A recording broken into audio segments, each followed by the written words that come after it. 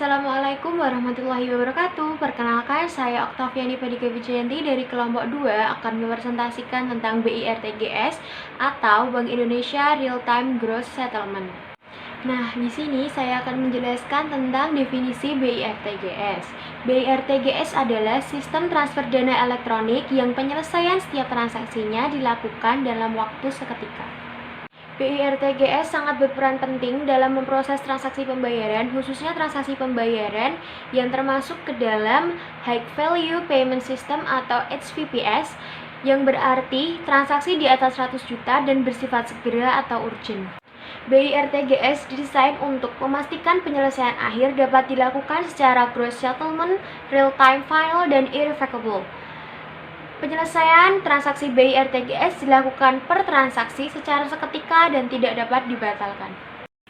Selanjutnya adalah manfaat BIRTGS. Di sini BIRTGS memberikan manfaat kepada Bank Indonesia, kepada bank, dan kepada masyarakat. Di sini saya akan menyampaikan manfaat BIRTGS bagi Bank Indonesia. Yang pertama, mengurangi resiko penyelesaian akhir atau settlement akhir dalam sistem pembayaran nasional. Yang kedua, memberikan informasi yang mendukung kebijakan moneter dan early warning system bagi pengawasan bank. Selanjutnya, manfaat bagi bank sendiri yaitu meningkatkan efektivitas pengelolaan dana atau manajemen fund bagi bank melalui sentralisasi rekening giro. Dan yang kedua, meningkatkan kepastian penyelesaian akhir atau settlement. Selanjutnya, manfaat bagi masyarakat. Di sini, manfaat bagi masyarakat itu sendiri yaitu tersedianya tambahan pilihan sarana transfer yang efisien, cepat, aman, dan andal. Assalamualaikum warahmatullahi wabarakatuh. Perkenalkan, saya Nurul Afifah dari kelompok 2 ingin melanjutkan presentasi mengenai BIRTGS. Tadi sebelumnya sudah dipaparkan mengenai manfaatnya. Sekarang saya ingin melanjutkan mengenai peserta-peserta dalam BIRTGS. Dalam informasi terbaru, peserta BIRTGS ini mencapai 188 peserta, dan data ini bisa berubah kapan saja. Yang pertama itu ada 4 bank pemerintah, kemudian ada 10 bank asing, ada 14 bank campuran, kemudian ada 53 bank swasta nasional, dan ada 26 bank pembangunan daerah, kemudian ada 34 bank syariah dan UUS, ada 4 non-bank, dan ada 43 bank Indonesia. Nah, untuk peserta BIRTGS ini pun dibedakan menjadi 2 jenis. Nah, yang pertama itu ada peserta langsung. Apa sih peserta langsung itu? Peserta langsung ada peserta yang dapat mengirimkan transaksi BIRTGS dengan menggunakan identitas sendiri. Kemudian yang kedua ada peserta tidak langsung. Peserta tidak langsung adalah peserta yang dapat mengirimkan transaksi BIRTGS dengan menggunakan identitas peserta langsung.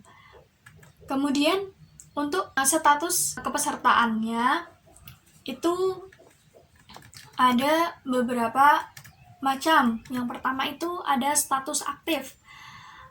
Status aktif ini aktivitasnya meliputi dapat mengirim transfer keluar, kemudian dapat menerima transfer masuk, dan dapat melakukan seluruh fungsi lainnya dalam RTGS terminal. Kemudian yang kedua itu ada ditangguhkan. Aktivitasnya itu dapat menerima transfer masuk, kemudian dapat melakukan seluruh fungsi lainnya dalam RTGS terminal. Kemudian tidak dapat mengirim transfer keluar. Lalu penyebabnya itu karena rekening bersaldo negatif sampai dengan cut-off time. Kemudian pemerintah tertulis dari instansi atau pihak yang berwenang dalam melakukan pengawasan terhadap peserta. Nah, selanjutnya ada status dibekukan. Aktivitasnya apa aja sih?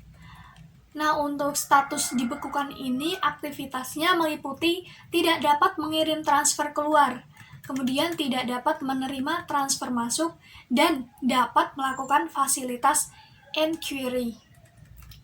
Lalu apa aja penyebabnya? Penyebabnya itu pemerintah tertulis dari pihak yang berwenang dalam melakukan pengawasan terhadap peserta. Yang terakhir ada status ditutup. Aktivitasnya itu meliputi seluruh transaksi yang ditujukan kepada peserta akan ditolak oleh RCC. Dan selanjutnya itu aktivitasnya ada transaksi dalam sistem antrian akan batal secara otomatis. Kemudian penyebabnya itu pemerintah tertulis dari pihak yang berwenang dalam melakukan pengawasan terhadap peserta. Lalu keputusan merger akuisisi, konsolidasi, atau pencabutan izin usaha bank. Jadi seperti itu untuk kepesertaan di BIRTGS. Assalamualaikum warahmatullahi wabarakatuh. Perkenalkan, nama saya Rizky Nurfauzia Rahma, nomor urut 4. Di sini saya akan mempresentasikan mengenai mekanisme BIRTGS atau Bank Indonesia Real Time Growth Statement. Gimana sih sebenarnya itu mekanisme dari BIRTGS ini? Secara umum, mekanisme BIRTGS dapat digambarkan sebagai berikut. Jadi yang pertama, peserta pengirim menginput kredit transfer ke dalam terminal RTGS untuk selanjutnya ditransmisikan ke RCC di Bank Indonesia.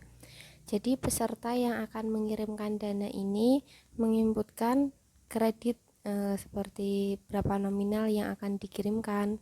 Kemudian menginputkan ke terminal yang selanjutnya akan ditransmisikan ke RCC Bank Indonesia. Selanjutnya, yang kedua, RCC memproses kredit transfer dengan mekanisme sebagai berikut. Setelah RCC menerima input data tadi, RCC akan memprosesnya dengan mekanisme mengecek apakah saldo peserta pengirim ini mencukupi untuk melakukan transfer.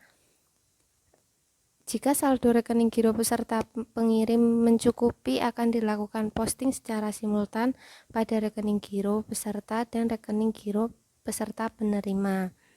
Setelah dicek, oh ternyata saldonya memenuhi nih, bisa nih untuk transfer. Lalu akan dilakukan posting atau transaksi di kedua rekening, yaitu rekening giro peserta pengirim dan rekening giro peserta penerima. Kemudian gimana nih kalau semisal saldonya nggak mencukupi?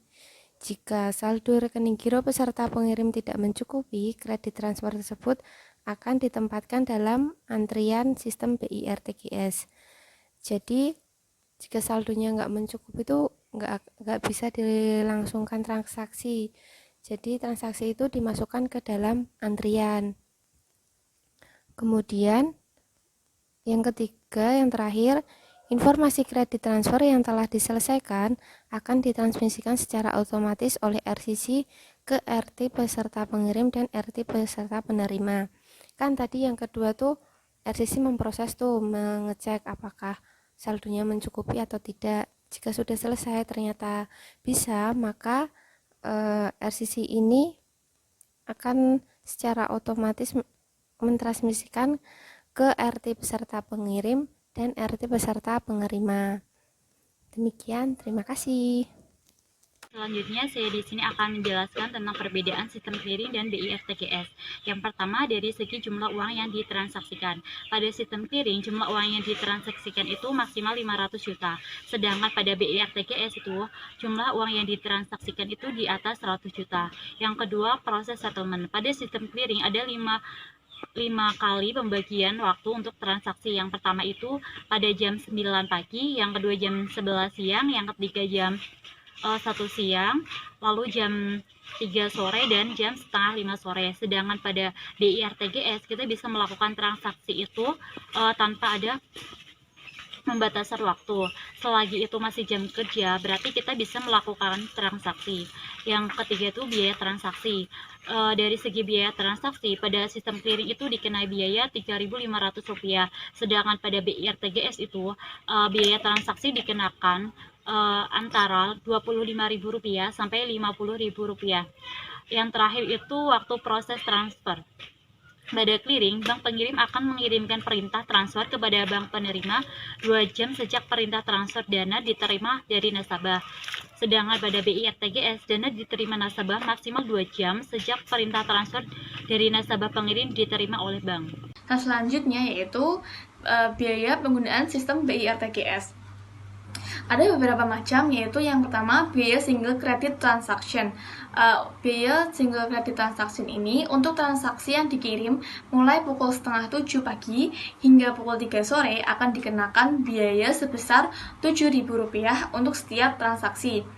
Namun ketika transaksi dikirimkan setelah pukul 3 sore atau di atas pukul 3 sore hingga cut off time, maka akan dikenakan biaya sebesar Rp15.000 untuk setiap transaksinya.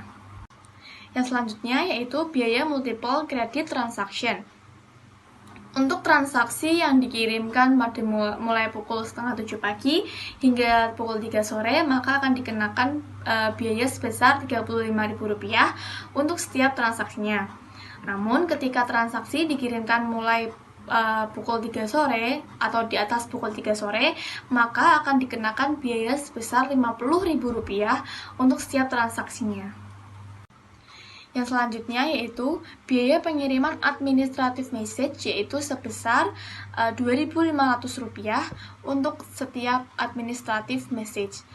Untuk biaya perpanjangan jam operasional dikenakan sebesar Rp5 juta untuk setengah jam pertama dan sebesar Rp10 juta untuk setengah jam kedua dengan maksimal perpanjangan waktu yaitu selama 1 jam. Yang selanjutnya yaitu slide terakhir, biaya penggunaan fasilitas Goes Bank sebesar Rp3 juta per jam dihitung berdasarkan durasi penggunaan fasilitas Goes Bank yang mengacu pada waktu sistem startup sampai sistem shutdown.